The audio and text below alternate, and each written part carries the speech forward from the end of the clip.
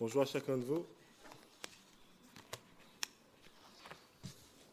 Nous continuons ce matin notre série dans l'épître de Paul aux Romains, chapitre 8, que nous avions commencé, ça fait 3-4 mois. Je vous invite à lire à partir du verset 14 pour avoir un peu de contexte. Romains 8. Car tous ceux qui sont conduits par l'Esprit de Dieu sont fils de Dieu, nous dit l'apôtre Paul. Et vous n'avez point reçu un esprit de servitude pour être encore dans la crainte, mais vous avez reçu un esprit d'adoption par lequel nous crions « Abba, Père ». L'Esprit lui-même rend témoignage à notre esprit que nous sommes enfants de Dieu. Or, si nous sommes enfants, nous sommes aussi héritiers. Héritiers de Dieu et co-héritiers de Christ, si toutefois nous souffrons avec lui, afin d'être glorifiés. Et là, nous commençons au verset 18. « J'estime que les souffrances du temps présent ne sauraient être comparées à la gloire à venir qui sera révélée pour nous. Aussi, la création attend-elle avec un ardent désir la révélation des fils de Dieu. Car la création a été soumise à la vanité, non de son gré, mais à cause de celui qui l'y a soumise, avec l'espérance qu'elle aussi sera affranchie de la servitude, de la corruption, pour avoir part à la liberté de la gloire des enfants de Dieu. Or, nous savons que jusqu'à ce jour, la création tout entière soupire et souffre des douleurs de l'enfantement. Et ce n'est pas elle seulement, mais nous aussi, nous avons les prémices de l'Esprit. Nous soupirons à nous-mêmes en attendant l'adoption, la rédemption de notre corps, car c'est en espérance que nous sommes sauvés. Or, l'espérance qu'on voit n'est plus espérance. Ce qu'on voit, peut-on l'espérer encore? Mais si nous espérons ce que nous ne voyons pas, nous l'attendons avec persévérance. Jusqu'ici, la parole de Dieu. Je vous invite à prier. Merci Seigneur pour ta parole. Merci de ce que tu nous encourages une fois de plus encore à avoir les yeux fixés vers toi. Merci pour notre Seigneur Jésus-Christ qui est la source de notre salut. Et nous te prions que ce matin, nous puissions être encouragés à persévérer davantage, Seigneur, malgré la difficulté de nos vies dans ce monde, d'avoir toujours les yeux fixés vers l'espérance de la gloire à venir. Dispose nos cœurs, Seigneur, à t'écouter, à être prêt, Seigneur, à recevoir de toi, à apprendre, à parler le langage de la sainteté. Que la gloire te revienne, notre Dieu, et que Jésus-Christ soit au centre ce matin de tout ce que nous dirons. Amen. Dieu est pour nous. L'apôtre Paul ne cesse de le dire depuis le début. Dieu est pour nous, entièrement pour nous. Si vous êtes chrétien, le Dieu de l'univers est totalement pour vous. Il ne peut jamais être contre vous. Il n'y a jamais de condamnation pour vous. C'est la faveur, c'est la clémence, c'est le pardon de Dieu maintenant pour vous.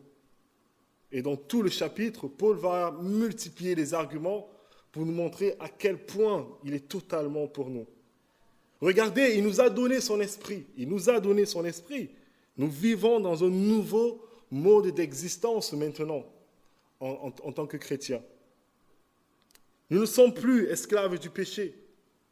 Est-ce que ce n'est pas une preuve d'amour? Regardez, il a fait de nous des enfants de sa maison. Nous sommes enfants d'âme en maison de Dieu.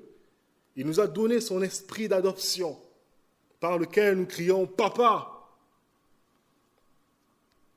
Nous n'avons plus à nous comporter comme des serviteurs, comme des esclaves qui ont la crainte de ne pas être à la hauteur ou qui ont peur d'une sorte de jugement. Nous n'avons plus à nous comporter de la sorte, mais nous savons que nous sommes fils et filles dans la maison de notre Père.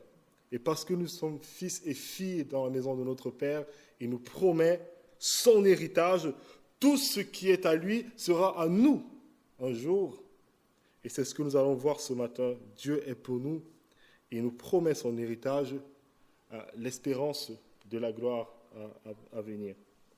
Mais à la fin du verset 17, il y a une phrase inattendue, et c'est là que nous commençons ce matin. Je vais vous lire ce verset. Est-ce que tu peux juste mettre la présentation, Hammer, s'il te plaît? Le verset 17. Alors, ce verset 17 est assez inattendu dans tout le passage de Paul parce qu'il nous parle de Dieu qui est totalement pour nous. Mais on est surpris qu'au verset 17, Paul dit ceci. Or, si nous sommes enfants, nous sommes aussi héritiers de Dieu et co-héritiers de Christ, si toutefois nous souffrons. Si toutefois nous souffrons avec lui afin d'être glorifiés. Si vous êtes un vrai chrétien, vous allez passer par deux schémas. Un schéma dans la vie qui comporte deux phases. D'abord la souffrance et après la gloire. Et c'est la preuve que nous sommes dans la famille de Dieu. En plus, c'est la preuve que nous faisons partie de la famille de Dieu. Bien des choses arrivent souvent dans la vie et je peux parfois me demander, surtout quand je souffre, quand la difficulté est grande, je peux parfois me demander, est-ce que Dieu est pour moi si tout cela arrive?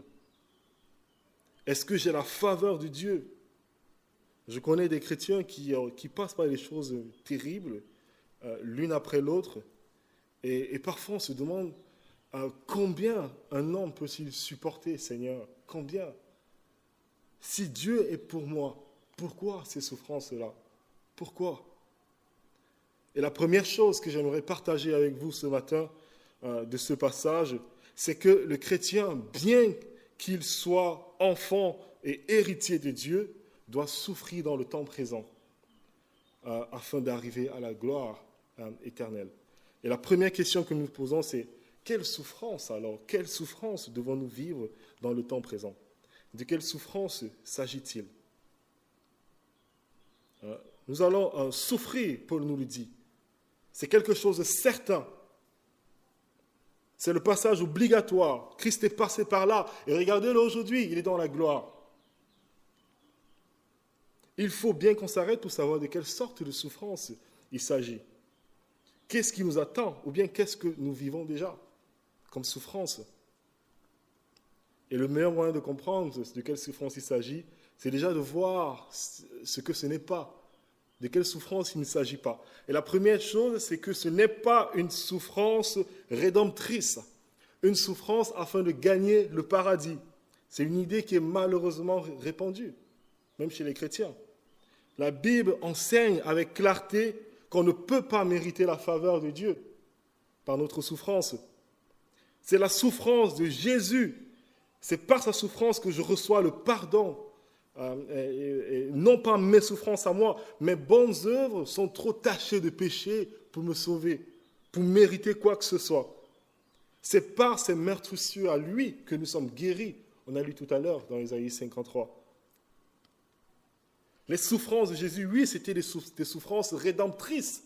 Ses souffrances à lui, afin de nous sauver. Il a dû souffrir.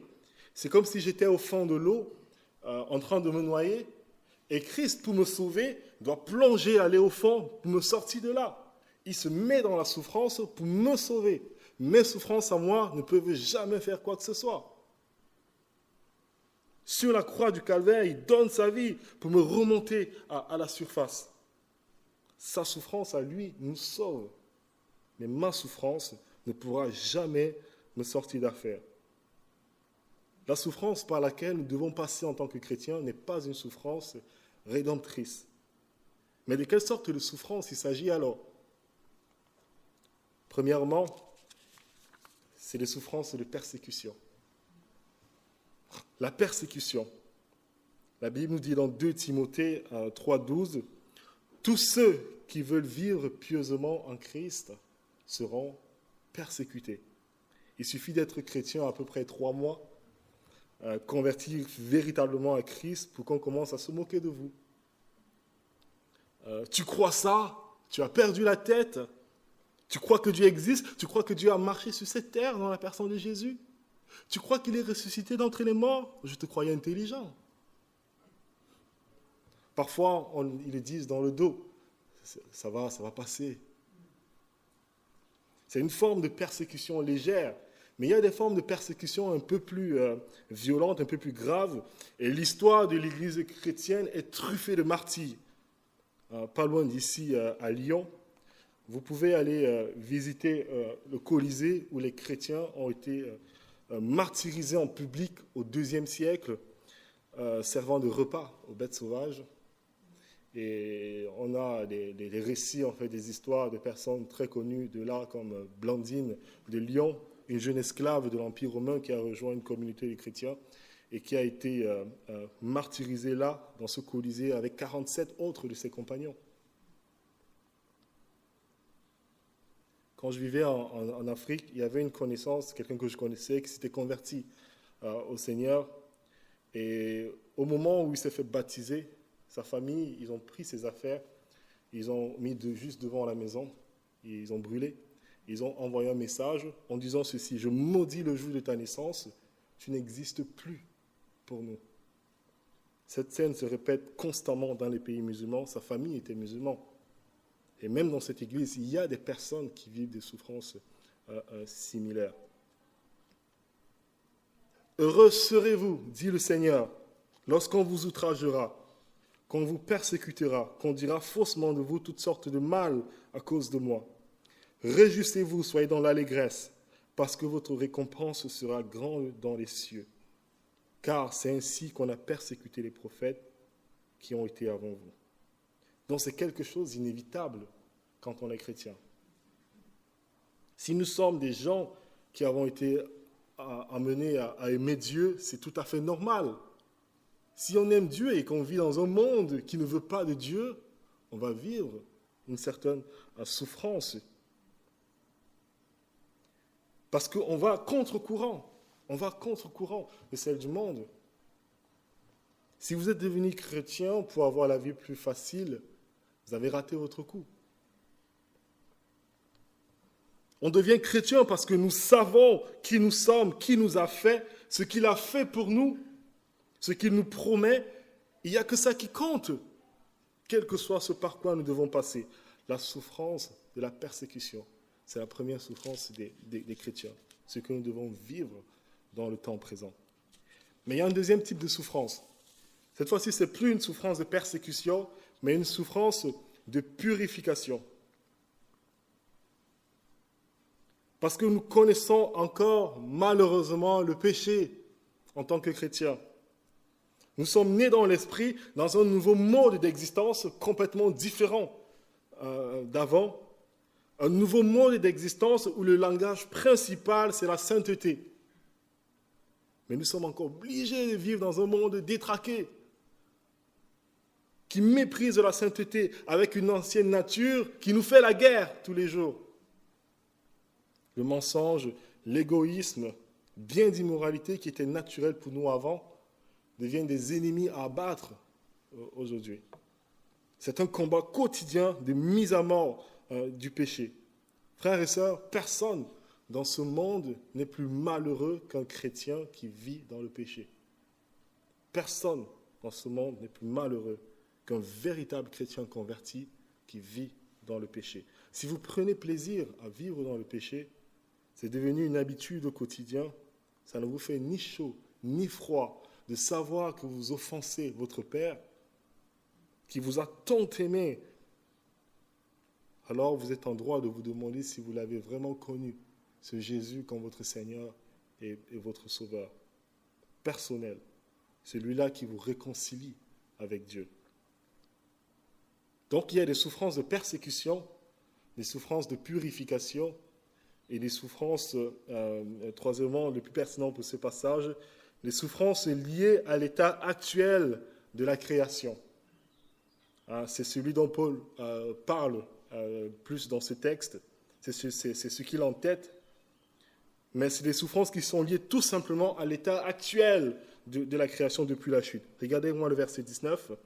« Aussi la création attend-elle avec un ardent désir la révélation des fils de Dieu, car la création a été soumise à la vanité, non de son gré, mais à cause de celui qui l'y a soumise, avec l'espérance qu'elle aussi sera affranchie de la servitude de la corruption. » Je ne sais pas quelle est votre philosophie de l'existence de la vie humaine, comment les choses sont arrivées, comment l'homme est arrivé, pourquoi est-ce que l'homme domine sur la création, au-dessus de tout, toute la création. Il y a des philosophies qui sont assez surprenantes, assez folles même parfois.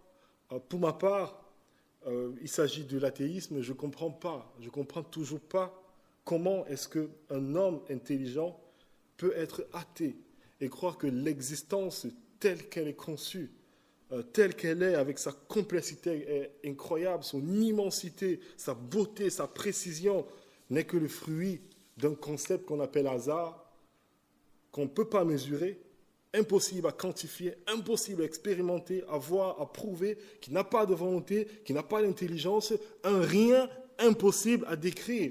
Et pourtant, tout cela mène à une existence dont la marque de tout ce qu'on peut voir est que c'est quelqu'un de bien intelligent qui a fait ça. La science est faite pour décrire ce qu'elle voit avec ses moyens. Et c'est humain, Dieu nous a fait ainsi. Mais les hommes se sont érigés au-dessus de Dieu et ont fait leur propre théorie du pourquoi et du comment des choses. Mais ils ne peuvent toujours pas expliquer notre monde. Les problèmes que nous avons, le racisme, la violence, la haine, les problèmes de la création inanimée. Pourquoi il y a une sorte de futilité, pourquoi l'errance, pourquoi il y a une sorte de vanité dans la création. Les jours se suivent, le soleil se lève, se couche. Toujours la même chose. On n'arrive jamais à une existence totalement différente. La corruption, la maladie, la mort dans la création inanimée. Et la Bible nous enseigne, parce que Dieu nous l'a révélé, qu'il y a une raison pour laquelle la maladie, une raison pour la corruption physique, la mort, pourquoi ça existe. Les choses pourrissent, les gens sont nés avec des difformités. Et la Bible dit que la création tout entière a été soumise à la vanité par Dieu lui-même. Non de son gré, parce que la création inanimée n'a pas de volonté, mais Dieu lui a soumise à un état de corruption et de vanité. C'est à cause du péché de l'homme. À cause du péché de l'homme. Lorsque l'homme se détourne de son Créateur, il lance un effet cosmique dans toute la création. Les galaxies ont été faites pour vous. Tout ce que nous voyons autour de nous a été fait pour l'homme. Alors, lorsque l'homme décide de faire un coup d'État à Dieu, décide de se rebeller contre Dieu, lorsque l'homme décide de provoquer une rébellion contre le Créateur, alors Dieu intervient dans la création où l'homme habite et les ronces apparaissent. La création commence à agir de manière bizarre, des tsunamis, des tremblements de terre, exactement comme ce que l'homme est devenu, déchu. La création devient à l'image de l'homme. Je vais prendre une image pour qu'on puisse bien comprendre. Imaginez que vous apprenez une nouvelle, vous apprenez que lorsque vous serez en vacances, je ne sais pas comment vous l'apprenez, vous apprenez que des voleurs vont venir chez vous. Ils vont venir, quand vous serez en vacances, ils vont venir chez vous voler vos affaires. Dites-moi, qu'est-ce que vous allez dire? Est-ce que vous allez dire, bon, les voleurs vont venir, écoute, on va garder le chauffage parce qu'ils risquent d'avoir froid. On va garder le chauffage quand même. Ça va prendre du temps pour ramasser toutes les affaires. Il ne faut pas quand même qu'ils soient, il faut qu'ils soient quand même à l'aise dans ce qu'ils vont faire. Les enfants, laissez pas traîner vos jouets, ramassez-les, ils risquent de trébucher dessus. Est-ce que vous allez dire ça? Rangez vos chambres pour qu'ils puissent se retrouver assez facilement dans ce qu'ils veulent prendre. Vous n'allez pas dire ça. Est-ce que vous auriez fait ça, René Marie-Jeanne? Non, impossible, impossible. Mais les hommes se plaignent parce qu'ils veulent être voleurs dans la maison de Dieu, parce que tout appartient à Dieu, même notre corps appartient à Dieu, l'air que nous avons appartient, tout appartient à Dieu. Mais nous voulons être voleurs dans la maison de Dieu et vivre avec tout ce qui lui appartient et se rebeller contre lui. Et comme nous sommes très exigeants, nous voulons que ce soit dans un cadre paradisiaque, où il n'y a pas de mort, il n'y a pas de maladie, qu'il n'y a pas tout ça, pour que nous puissions nous rebeller contre Dieu avec la plus grande des aises. Mais la Bible nous dit que ce n'est pas comme ça. Maintenant, nous sommes obligés de vivre dans un monde ô combien tristement détraqué. Et nous, chrétiens, nous vivons toujours cette souffrance parce que nous faisons partie de ce monde encore. Nous faisons partie de ce monde. Dieu ne nous met pas dans une bulle quand on devient chrétien. Et les gens souffrent autour de nous, mais ça ne nous atteint pas. Non, nous faisons partie de ce monde. Ce serait horrible qu'ils fassent ça. Nous faisons partie de l'humanité. Et c'est surtout de cette souffrance que Paul parle ici. Et vous voyez que la foi chrétienne nous donne toute une philosophie de l'existence, de la vie, au sujet de l'existence, qui nous explique pourquoi les choses et comment elles sont. Mais nous allons voir maintenant qu'il y a une espérance dans tout ça. Il y a une espérance, parce que Dieu n'a pas voulu que les choses soient ainsi. Il ne veut pas que les choses restent comme ça. Et nous arrivons là au verset 18, on entre dans la deuxième partie. Comment relativiser la souffrance aujourd'hui? Comment vivre la souffrance aujourd'hui? Nous avons dit que le chrétien doit souffrir avant d'arriver à la gloire, avant d'arriver à cet état de gloire qui lui est réservé par le salut en Jésus. Certains d'entre vous doivent se demander sans cesse, jusqu'à quand, Seigneur? Jusqu'à quand est-ce que je vais supporter? Jusqu'à quand est-ce que je vais vivre ça? Combien de temps je vais tenir encore? Je suis fatigué de ce monde. Cet enfant qui est malade, dont je dois m'occuper sans cesse, ma santé à moi-même qui décline. Nous avons entendu les sujets de prière. Quel est ton secret, Paul, pour tenir? C'est quoi ton secret? Comment tu fais pour ne pas craquer? Quel est ton secret, Paul? Et donc l'apôtre nous répond. J'estime que les souffrances du temps présent ne sauraient être comparées à la gloire à venir qui sera révélée pour nous. J'estime. Ce qui me console, dit Paul, c'est le fait que les souffrances aujourd'hui sont infiniment insignifiantes comparées à la gloire que Dieu me réserve. Insignifiantes. J'estime. C'est le même mot qu'on utilise quand on veut estimer la valeur d'une maison avant de la vendre. J'estime, j'ai examiné, j'ai quantifié. Et voilà. Voilà le compte rendu. C'est qu'il n'y a pas de comparaison. Il n'y en a pas du tout. Voilà ma conclusion. J'estime que les souffrances du temps présent ne sauraient être comparées à la gloire à venir. Il n'y a pas de commune mesure. Rappelons-nous que Paul en sait quelque chose par rapport à la souffrance. Ce n'est pas quelqu'un qui nous parle du haut de sa tour d'ivoire. Paul sait ce que c'est que la souffrance. Il dit, 5 fois j'ai été battu, 40 coups moins 1. C'était le nombre de coups légal qu'on donnait dans l'Empire romain. Et souvent on donnait 39 pour être sûr de ne pas dépasser. 5 fois j'ai été battu. 1 fois j'ai été lapidé. 3 fois j'ai été battu de verge. 3 fois j'ai fait naufrage. J'ai passé 1 jour et 1 nuit dans l'abîme. Fréquemment en voyage, j'ai été en péril sur les fleuves, en péril de la part des brigands, en péril de la part de ceux de ma nation, en péril de la part des païens, en péril dans les villes, en péril dans les déserts, en péril sur la mer, en péril parmi les faux frères. J'ai été dans le travail, dans la peine, exposé à de nombreuses veilles, à la faim, à la soif, à des jeûnes multipliés, au froid, à la nudité. Et sans parler d'autre chose, je suis assiégé chaque jour par les soucis que me donnent toutes les églises. Un tel homme maintenant va nous dire, j'estime que les souffrances du temps présent ne sauraient être comparées à la gloire à venir. Parfois, nous rencontrons des gens qui subissent des choses effroyables, terribles, et on a le cœur pincé. Nous devons être compatissants. Ne minimisons jamais la souffrance d'un chrétien, de quelqu'un qui perd un enfant, qui voit son enfant souffrir dans la maladie, qui voit son corps se dégrader, un cancer, quelle que soit la maladie, ne minimisons jamais la souffrance de la personne. Mais parfois, nous rencontrons des gens qui deviennent amers, en colère. Lorsqu'on leur parle de Dieu, ils sont en colère contre Dieu. Mais le problème, souvent, c'est que ces personnes qui n'ont pas part à la gloire à venir ne peuvent que poser sur la balance, ne peuvent que poser la souffrance sur un côté de la balance sans avoir de contrepoids de l'autre côté. Du coup, c'est infiniment lourd de porter ça. Il n'y a pas de contrepoids de l'autre côté. Il n'y a pas d'espérance pour eux. Et donc, c'est lourd. Mais lorsqu'on met un contrepoids, infiniment et tellement plus lourd de l'autre côté, la souffrance qui paraissait lourde devient une plume. Les ordres de grandeur ne sont pas du tout les mêmes.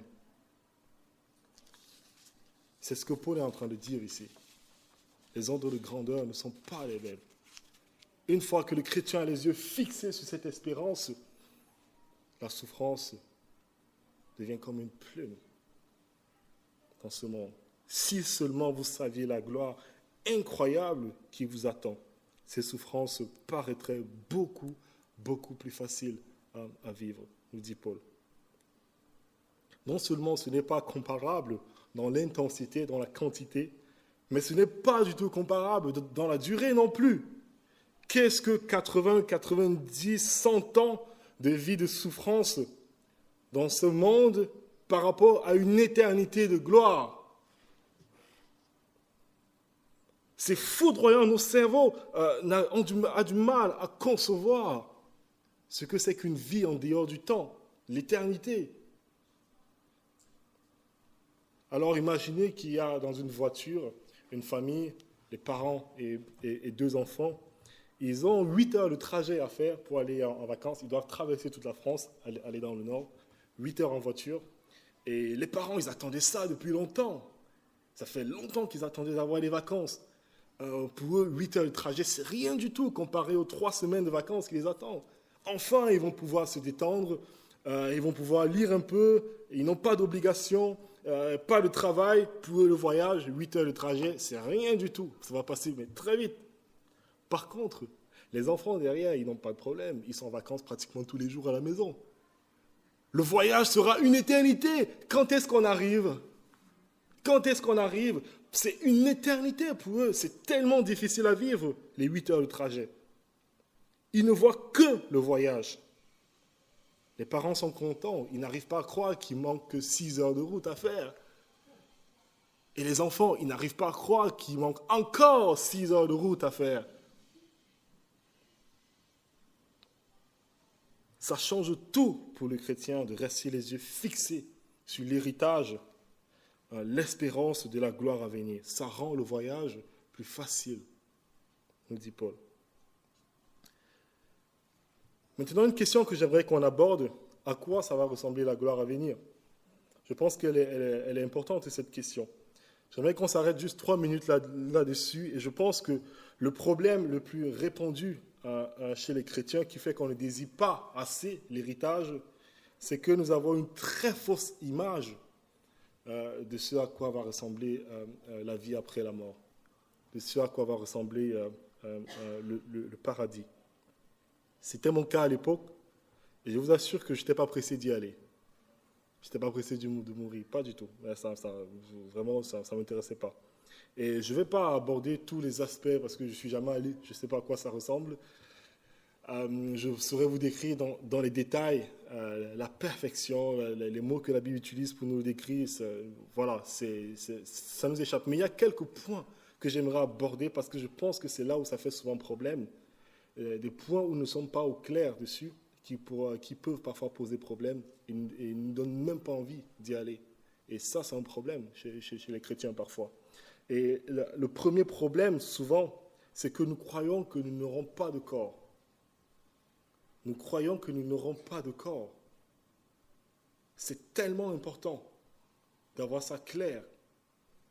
On a l'impression que nous serons des âmes, une sorte de vapeur qui flotte là un peu dans l'espace et qui parfois joue à la harpe de temps en temps. On a cette image, en fait, de la gloire à venir. Mais c'est totalement faux. Ce n'est pas humain. On est en train de se dire qu'on sera moins calme, Parce qu'un être humain, c'est un corps et une âme. Sans corps, vous n'êtes pas homme. Sans âme, vous n'êtes pas homme. C'est pourquoi Christ, lorsqu'il vient porter notre nature, il prend un corps. Et il amène ce corps dans un état de gloire. Et souvent, on a tendance à croire que on ne sait pas trop à quoi ça va ressembler, mais on n'est pas à l'aise avec ça, quelque part. Mais c'est normal, on sera moins comme si ce sera comme ça. C'est horrible. C'est pourquoi la mort est terrifiante, parce que la mort, c'est une séparation entre notre corps et notre âme. Et quand les deux sont séparés, c'est tragique. Dieu n'a pas voulu ça. C'est Christ qui vient résoudre ce problème de mort. Mais certains chrétiens pensent que la gloire à venir, c'est une mort sans fin, où on ne retrouvera jamais notre corps. Christ est ressuscité d'entre les morts pour que notre corps physique, ce corps, puisse être ressuscité aussi. Nous aurons un corps physique. Le deuxième problème, c'est que nous croyons que nous allons vivre dans un monde immatériel. Je ne sais pas, sur un nuage, je ne sais pas trop, il y aura rien, pas de route. Comme on voit souvent dans les films, c'est assez bizarre. Mais c'est faux. Nous allons vivre dans un monde physique. Paul nous dit, car la création a été soumise à la vanité, non de son gré, mais à cause de celui qui l'y a soumise, avec l'espérance qu'elle aussi sera affranchie de la servitude, de la corruption, pour avoir part à la liberté de la gloire des enfants de Dieu. Elle sera affranchie de la servitude, de la corruption. La création aussi sera affranchie. Le monde physique est sur la pointe des pieds. Il attend avec impatience ce jour-là où enfin nous serons glorifiés. Son destin est lié au vôtre. Il va vous suivre partout parce que la création inanimée a été faite pour l'homme. Ce monde sera complètement renouvelé lui aussi. Le plus petit élément de la matière, l'atome, sera peut-être configuré différemment, je ne sais pas, mais ce sera de la matière. On pourra toucher, on pourra sentir, on pourra voir. Cette création sera mise à neuf, entièrement renouvelée, débarrassée de la corruption pour pouvoir accueillir les élus de Dieu. Tout dans la présence parfaite du Dieu d'amour, avec le gouvernement d'un roi qui a prouvé son amour en ce qu'il a donné sa vie pour chacun de ses sujets. Ce n'est pas impressionnant?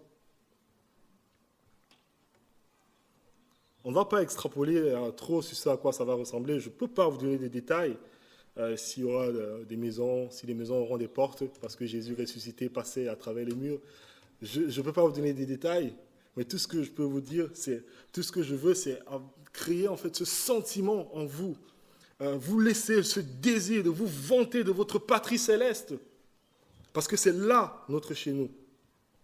Cette patrie céleste où enfin nous serons unis à Christ dans un monde indescriptible sous le gouvernement et l'amour d'un roi parfait.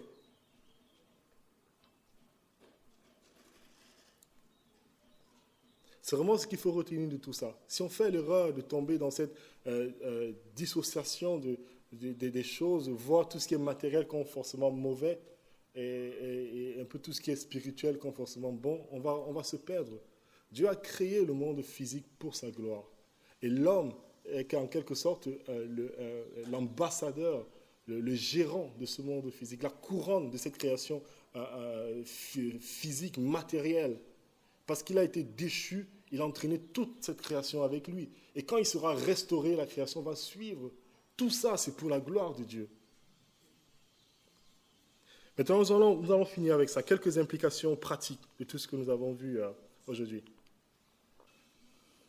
Si vous êtes chrétien aujourd'hui, il y a plusieurs choses qui est intéressant de retenir. La nature incomplète de la vie chrétienne. Ce n'est pas parce que Christ nous sauve que nous avons tout de suite, maintenant. C'est important de le savoir. Ça nous aide à éviter une sorte de triomphalisme qu'on retrouve souvent dans les églises évangéliques, par exemple, où on vous dit que si tu crois assez fort, tu ne seras jamais malade. On nous dit que si tu auras une Mercedes, tu ne vas jamais souffrir, tes enfants auront au moins 16 ou 17 au baccalauréat. Il n'y a rien de plus faux d'après ce texte. Nous ne sommes pas au paradis encore et ne vous attendez pas à ce que tout soit parfait. Pour le moment, nous allons souffrir. Et la deuxième chose, pour compléter un peu ça, c'est que le chrétien n'est pas du tout pessimiste. Il s'attend à beaucoup de bonnes choses dans la vie. Mais il n'est pas naïf, il s'attend aussi à des revers, des souffrances. C'est le livre de l'Ecclésiaste, si vous l'avez lu dans la Bible. Le chrétien est une personne qui est réaliste. C'est la nature de la vie ici-bas. On ne se leurre pas. On est très prévoyant et on se prépare autant qu'on peut. Troisième chose, c'est que Dieu fait concourir toutes choses à notre bien. Il emploie même les choses horribles, même les personnes injustes, même le gouvernement, parce que je sais qu'on se plaint beaucoup des gouvernements ici en France. Même le gouvernement, il utilise tout pour travailler notre caractère, pour nous rendre plus cléments, nous rendre plus aimants envers les autres. Il nous apprend à parler le langage qu'on va parler au ciel, la sainteté. Il utilise tout pour ça.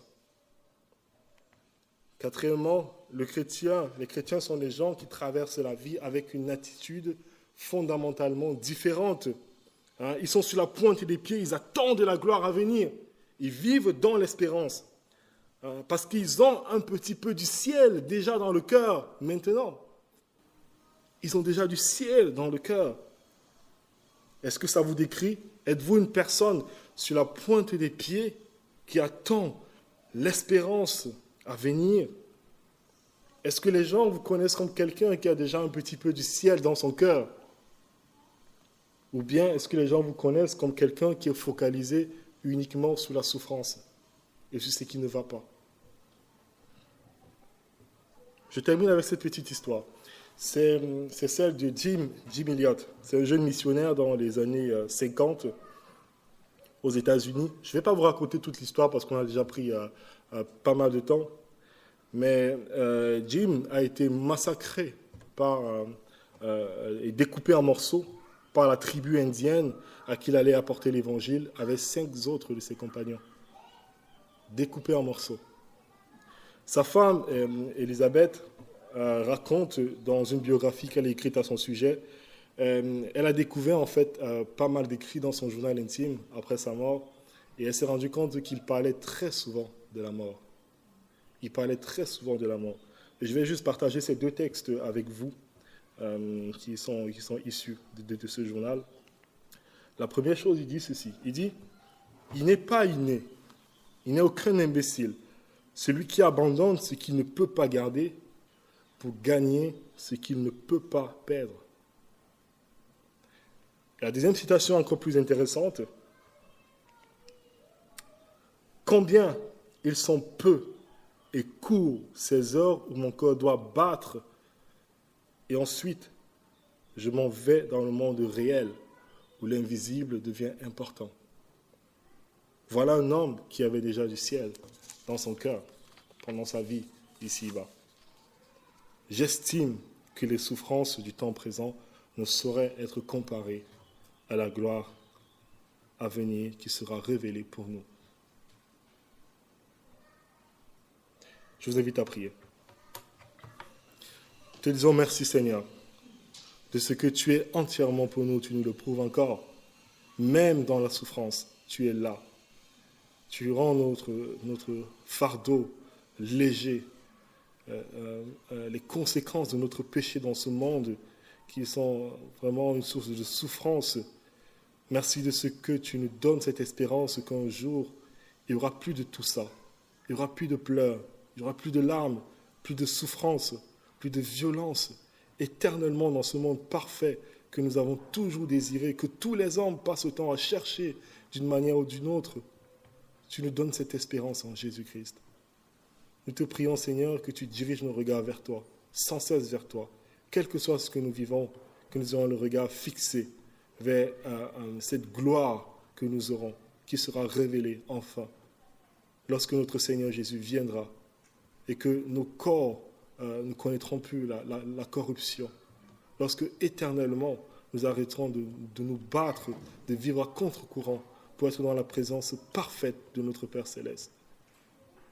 Garde cela dans nos cœurs, Seigneur, et que cela soit vraiment une source de force pour nous, pour pouvoir vivre à travers les difficultés de ce monde. Soutiens nos frères et sœurs qui passent par des choses incroyables, vraiment qu'on ne souhaite à personne. Mais je te prie, Seigneur, que dans ta grâce, tu allèges le fardeau et que tu utilises cela, montrant leur espérance et leur joie, même dans les difficultés, pour sauver ceux qui ne te connaissent pas. Et nous pensons à notre frère Tony, notre frère Joël, à Thérèse, à beaucoup d'autres personnes que nous avons mentionnées ce matin. Dans ta grâce, au nom de Jésus-Christ. Amen.